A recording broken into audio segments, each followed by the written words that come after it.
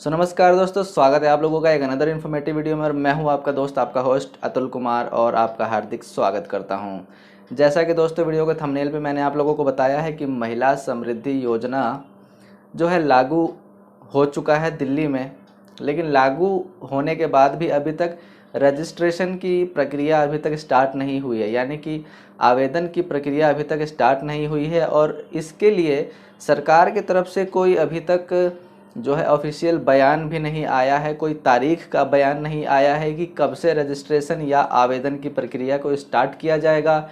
और जो आवेदन की प्रक्रिया होगी वो किस तरह से होगी, ऑनलाइन होगी तो ऑनलाइन होगी तो इसके लिए अलग से वेबसाइट बनाया जाएगा, या फिर जो पुरानी वेबसाइट है सरकार की, दिल्ली सरकार की ई डिस्ट्रिक्ट दिल्ली, उसी पे इसका लिंक ऐड किया जाएगा और वहीं से आवेदन होंगे। तो बहुत सारे सवाल हैं और इसी से जुड़ा हुआ एक सवाल है जो कि दोस्तों दिल्ली सरकार यानी कि रेखा गुप्ता सरकार की तरफ से जो 8 मार्च 2025 को नेहरू स्टेडियम के अंदर बताया गया था, मापक यानी कि जो है पात्रता के जो कागजात हैं, डॉक्यूमेंट्स हैं, उनको लेकर के कि सबसे पहले बीपीएल राशन कार्ड धारकों से इसकी शुरुआत की जाएगी। तो अब बीपीएल राशन कार्ड को लेकर के लोगों के मन में बहुत सारे सवाल हैं, तो उसी का जवाब आज की वीडियो में मैं दूंगा। हर सवाल के राशन कार्ड से जुड़े अनेकों सवाल हैं, तो उन सभी सवालों के जवाब आज की वीडियो में आपको मिल जाएंगे, जो भी मेरे भाई बहन कमेंट करके मुझसे पूछ रहे हैं। तो वीडियो में अंत तक बने रहिएगा। फटाफट से वीडियो को स्टार्ट करते हैं।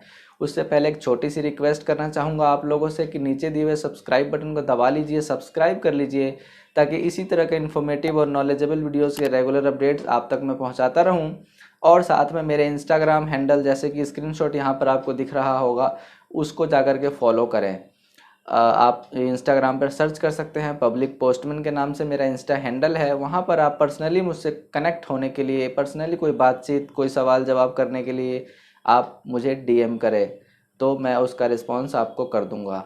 तो आइए वीडियो को स्टार्ट करते हैं। सबसे पहले दोस्तों, लोगों के बहुत सारे सवाल आ रहे हैं मेरे पास कि सर मेरे पास बीपीएल राशन कार्ड है, मगर मेरा उत्तर प्रदेश का है। कोई कहता है मेरे पास हरियाणा का राशन कार्ड है, कोई कहता है मेरे पास पंजाब का है, कोई कहता है मेरे पास उत्तराखंड का है, लेकिन बीपीएल राशन कार्ड है। तो दोस्तों सबसे पहले इसका जवाब है कि बीपीएल राशन कार्ड आपके पास दिल्ली का होना चाहिए। दिल्ली का अगर आपके पास बीपीएल राशन कार्ड है तभी आप महिला समृद्धि योजना का लाभ लेने के लिए पात्र होंगे। ये तो हो गया एक बात।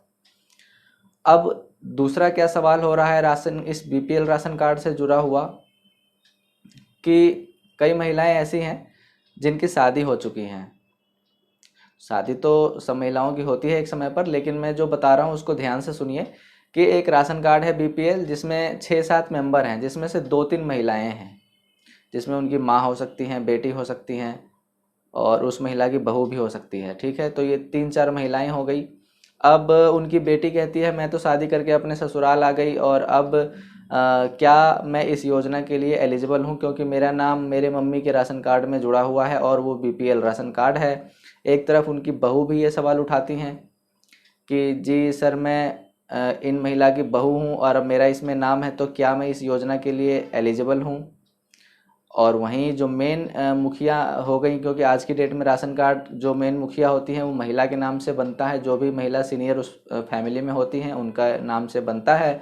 तो अब वो महिला 60 से, अगर वो भी कम है, 60 साल से उम्र उनकी कम है, तो क्या वो एलिजिबल हैं। तो इन सभी का जवाब मैं आपको बता देता हूँ कि जो बीपीएल राशन कार्ड है दोस्तों, उसमें बेशक से 6 महिलाएं हो, 7 महिलाएं हो, 4 हो, 5 हो, एक फैमिली काउंट किया जाएगा उसको, और एक फैमिली के अंदर केवल एक महिला के नाम से जो है महिला समृद्धि योजना दिया जाएगा। तो महिला जो ये राशन कार्ड काउंट हो रहा है, सरकार जो काउंट कर रही है वो महिलाएं जितनी हैं वो काउंट नहीं कर रही हैं, वो बस राशन कार्ड काउंट कर रही हैं। और परिवार काउंट होगा उससे कि एक बीपीएल परिवार के अंदर केवल एक महिला को दिया जाएगा। तो ये आप लोग इतना समझ गए। तो बीपीएल के राशन कार्ड के अलावा और भी कार्ड होते हैं, जैसे एएवाई, ये बीपीएल से भी लो होता है, जिसको लाल कार्ड बोलते हैं। बीपीएल को हम पीला कार्ड बोला करते थे, और ये एएवाई लाल कार्ड होता है, जिसको हम बोलते हैं अंत्योदय अन्न योजना कार्ड, यानी इसका फुल फॉर्म होता है एएवाई। और जो बीपीएल होता है उसको बोलते हैं बिलो पॉवर्टी लाइन, यानी कि जो गरीबी रेखा का एक आय मापदंड सरकार तय करती है, उस अमाउंट से कम उनके फैमिली की इनकम होती है पूरे फैमिली को मिला करके, जो कि इस वक्त 1 लाख रुपए है। 1 लाख रुपए से कम होता है तो बीपीएल कार्ड और एएवाई कार्ड के लिए वो एलिजिबल होते हैं। लेकिन इसमें एक कंडीशन होता है, बीपीएल कार्ड के लिए तो आप 5 साल अगर दिल्ली के निवासी हैं और आपका इनकम 1 लाख से कम है और बाकी डॉक्यूमेंट आपके पास है, दिल्ली के वोटर हैं, दिल्ली का आधार कार्ड है, तो आप एलिजिबल हो जाते हैं बीपीएल राशन कार्ड के लिए।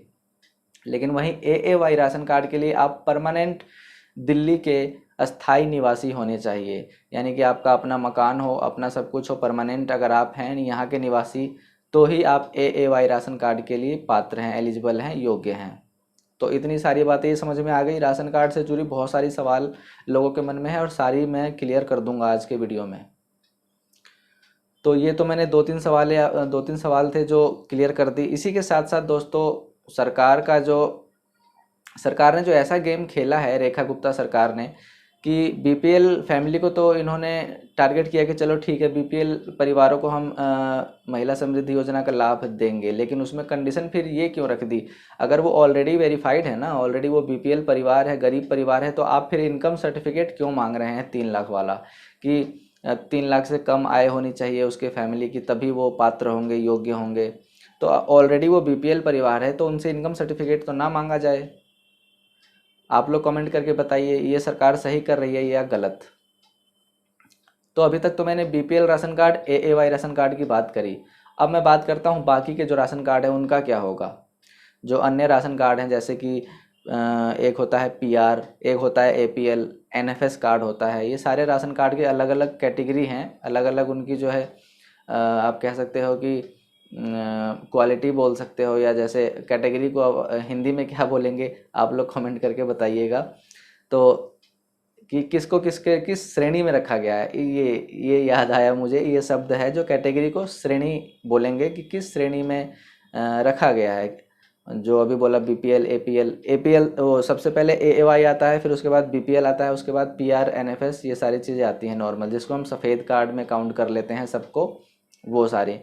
तो इन सारे कार्ड में भी दोस्तों कई कार्ड ऐसे होते हैं जो गरीबों का बनता है। जैसे अगर हम पीआर कार्ड भी बोलें तो वो भी 1 लाख वाला एक होता है, खाद्य आपूर्ति विभाग की तरफ से राशन कार्ड इशू किया जाता है, जिसमें उनकी इनकम अगर 1 लाख से कम होती है तो वो कार्ड इशू होता है। उसमें लिखा होता है, साफ साफ मेंशन होता है, जैसा आप यहाँ पर देख पा रहे होंगे। अगर आप एनएफएस की वेबसाइट पर जाकर के अपने राशन कार्ड की डिटेल चेक करोगे तो कुछ इस तरह से लिस्ट आती है सामने, उसमें लिखा होता है एनुअल फैमिली इनकम। जैसे कि देख सकते हो यहाँ पर मेरे खुद के मदर का है 24,000 रुपये लिखा हुआ है फैमिली इनकम। उस समय जब बना था तो उस समय जो ये गरीबी रेखा का जो एक मापदंड रखा हुआ था मापक, कि 50,000 से कम सालाना आय जिनकी है उनको ये कार्ड मिलता था, बीपीएल और एएवाई, जो ये आप यहाँ पर देख रहे हैं। ठीक है, तो मैं बात कर रहा था कि अन्य कार्ड, राशन कार्ड की। तो अन्य राशन कार्ड में दोस्तों अगर उसमें मेंशन ये अगर आता है कि 1 लाख से कम है, तो वो महिलाएं भी इस चीज़ के लिए पात्र होंगी, योग्य होंगी महिला समृद्धि योजना का लाभ लेने के लिए। समझ गए आप लोग? तो जो ये 1 लाख वाला जो रखा गया है एक सिस्टम, तो वो ये है कि अगर यहाँ शो कर रहा है आपके डिटेल में कि आपकी फैमिली इनकम 1 लाख से कम है, तो आप इस योजना के लिए जो है पात्र हैं, एलिजिबल हैं, इस योजना का लाभ आप भी उठा सकते हैं। लेकिन साथ में इनकम सर्टिफिकेट तो आपको भी देना पड़ेगा। 3 लाख से कम आय अगर सबको मिला के है तो इनकम सर्टिफिकेट भी आप अपने क्षेत्र के सब डिविजनल मजिस्ट्रेट के ऑफिस से बनवा लें, ताकि आप इस योजना का लाभ ले सकें। क्योंकि दोस्तों सरकार ने तो उलझा दिया है, अब सरकार ने उलझा ही दिया है तो हम लोग क्या ही कर सकते हैं, हम लोग तो अपनी तैयारी करेंगे। तो मैं आशा करता हूँ आप लोग ये समझ चुके होंगे राशन कार्ड के जो सवाल थे। अब एक और चीज़ मैं बता दूं जो इन्होंने मापक रख दिया है कि 5 साल से दिल्ली के निवासी आप लोग होने चाहिए। महिला समृद्धि योजना में जब आप अप्लाई करते हैं तो 5 साल के निवासी होने चाहिए। तो अब आपके मन में सवाल उठ रहा होगा, क्या निवास प्रमाण पत्र मांगा जाएगा? तो इसके लिए मैं बोलूँगा दोस्तों, इसका जवाब है नहीं, निवास प्रमाण पत्र तो नहीं चाहिए, लेकिन जो दस्तावेज आप देंगे उसमें शो होना चाहिए, उसमें कुछ तारीख ऐसी दिखनी चाहिए कि आप 5 साल से दिल्ली के निवासी हैं। जैसा कि आधार कार्ड पे भी आपने देखे होंगे साइड में छोटा सा डेट होता है लिखा हुआ, इशू डेट, ये कब इशू हुआ है, उससे ये साबित हो जाएगा कि 5 साल से आप दिल्ली के निवासी हैं। या फिर ये जो राशन कार्ड होगा आपके पास, तो राशन कार्ड पे भी issue date, application date, issue कब किया गया है, वो उस पर तारीख मेंशन होती है। ठीक है, आप ध्यान से उस कार्ड को अगर आप पढ़ेंगे तो उस पर सारी चीज़ें मेंशन होती हैं। तो आई होप आपको समझ में आ गया होगा दोस्तों। मैंने राशन कार्ड से जुड़े जो सवालात मेरे पास कमेंट में आ रहे थे, तो मैंने सोचा इसके ऊपर एक सेपरेट वीडियो बना देता हूं ताकि आप लोगों को समझने में आसानी हो। अगर समझ में आ गए हैं सारे सवालों के जवाब तो वीडियो को लाइक ज़रूर कर दीजिएगा। आपके एक एक लाइक से मोटिवेशन मिलता है ताकि मैं और वीडियो बनाने के लिए उत्साहित होता हूँ, एक्साइटेड होता हूँ। माफ़ी चाहूँगा, बड़े टफ मैं थोड़ा सा हिंदी ढूंढ के लाता हूँ ताकि मैं आपको समझा सकूँ, क्योंकि मैं टारगेट करता हूँ हिंदी ऑडियंस को। मैं खुद, मेरे को भैया इंग्लिश आती नहीं है, बस जितनी नॉलेज दुनिया में देखता हूँ, चारों तरफ देखता हूँ, वो एक वीडियो के माध्यम से आप लोगों तक पहुँचाने की कोशिश करता हूँ। बस इतना सा है, छोटा मोटा सा चैनल चला रहा हूँ आप लोगों की दुआओं से। 10,000 सब्सक्राइबर्स भी कंप्लीट कर लिए हैं पिछले 6 साल में। 2018 के लास्ट में शुरू किया था, हालांकि बीच में 2-3 साल मैंने कुछ बनाया नहीं था। एक्टिव हूँ मैं 2021 के बाद, रेगुलर में वीडियो डालता हूँ। कोशिश करता हूँ आप लोगों तक जो भी स्कीम्स वगैरह आती हैं, कोई डॉक्यूमेंट्स कागज़ से जुड़े हुए वीडियोज़ में आप लोगों तक पहुँचाता हूँ। तो वीडियो को लाइक करें, शेयर करें, चैनल को सब्सक्राइब करें, साथ में घंटी आएगा दबा करके ऑल क्लिक करें इसी तरह के इन्फॉर्मेटिव और नॉलेजेबल वीडियोस के रेगुलर अपडेट्स पाते रहने के लिए। तो मिलते हैं इसी तरह के इन्फॉर्मेटिव वीडियो के साथ नेक्स्ट वीडियो में। तब तक के लिए गुड बाय, टेक केयर, जय हिंद, जय भारत, नमस्ते।